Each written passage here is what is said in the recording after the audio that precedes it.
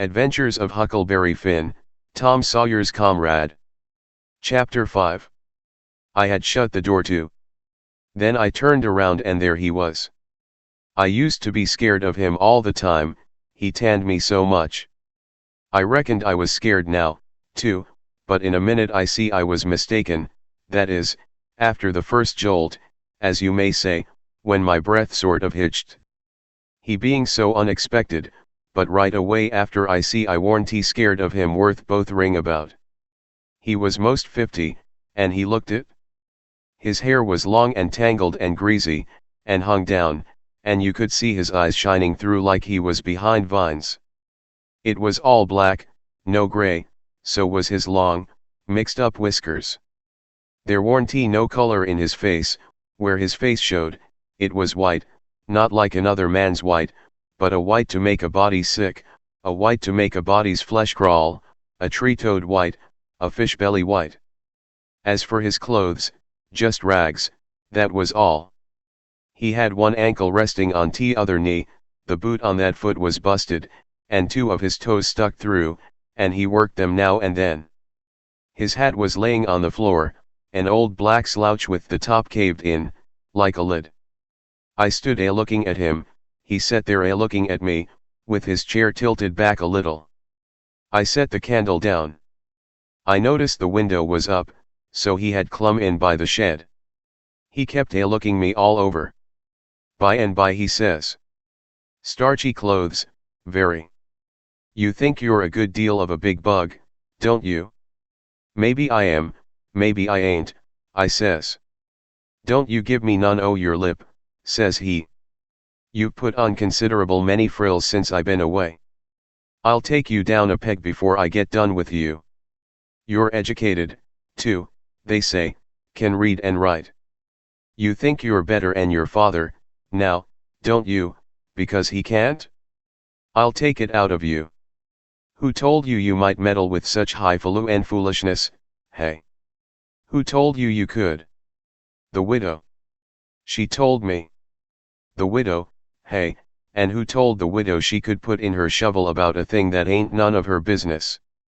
"Nobody never told her." "Well, I'll learn her how to meddle. And looky here, you drop that school, you hear?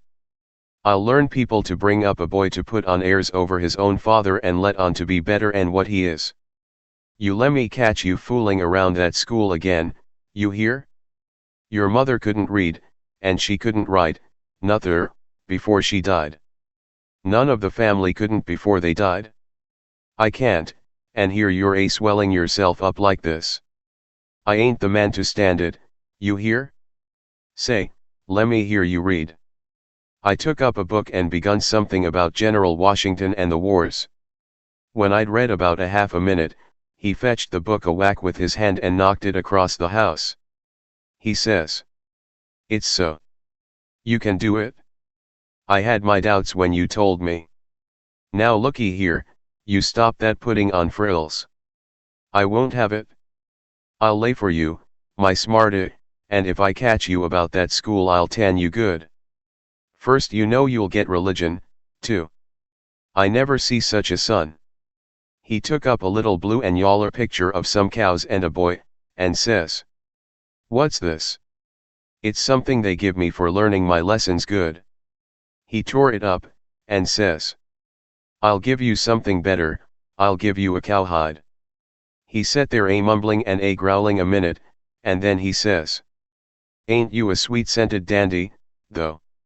A bed, and bedclothes, and a look-and-glass, and a piece of carpet on the floor, and your own father got to sleep with the hogs in the tanyard. I never see such a son. I bet I'll take some o' these frills out o' you before I'm done with you. Why, there ain't no end to your heirs, they say you're rich." "Hey. How's that?" "They lie, that's how. Looky here, mind how you talk to me, I'm standing about all I can stand now, so don't gimme no sass. I been in town 2 days, and I hain't heard nothing but about you bane rich. I heard about it away down the river, too. That's why I come.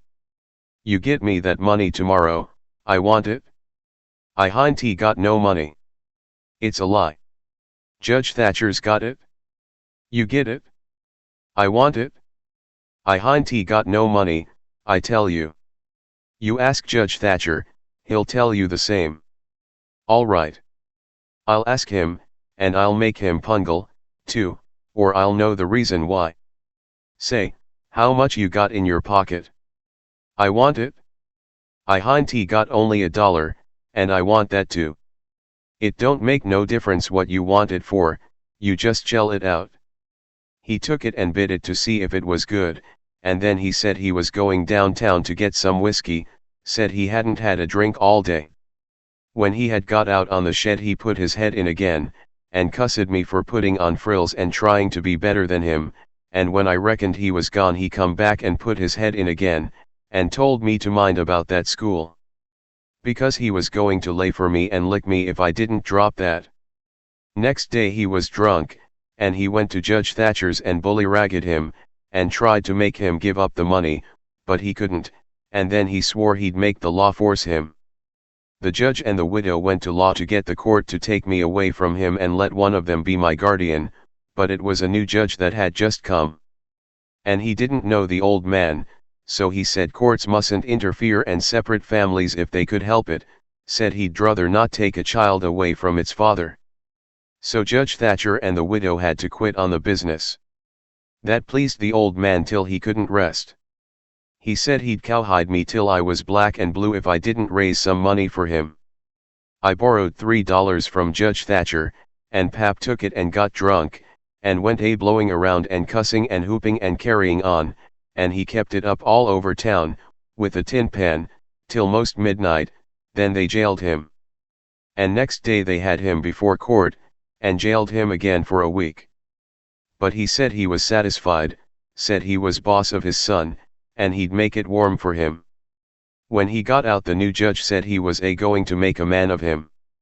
So he took him to his own house, and dressed him up clean and nice, and had him to breakfast and dinner and supper with the family, and was just old pie to him, so to speak.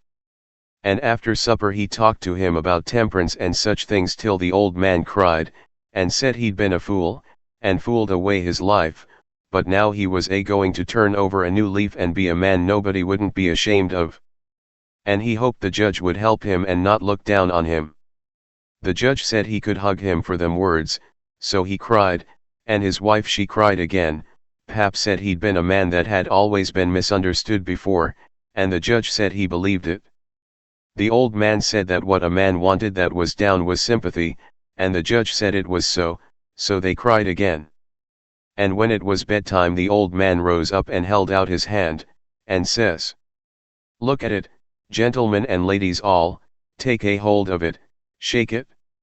There's a hand that was the hand of a hog, but it ain't so no more, it's the hand of a man that started in on a new life, and'll die before he'll go back.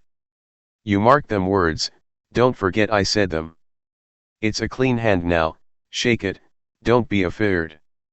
So they shook it, one after the other, all around, and cried. The judge's wife she kissed it. Then the old man he signed a pledge, made his mark. The judge said it was the holiest time on record, or something like that. Then they tucked the old man into a beautiful room, which was the spare room, and in the night sometime he got powerful thirsty and clumb out onto the porch roof and slid down a stanchion and traded his new coat for a jug of 40 rod.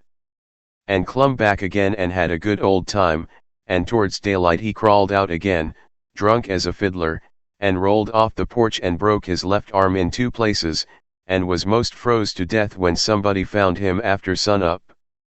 And when they come to look at that spare room they had to take soundings before they could navigate it. The judge he felt kind of sore. He said he reckoned a body could reform the old man with a shotgun, maybe, but he didn't know no other way.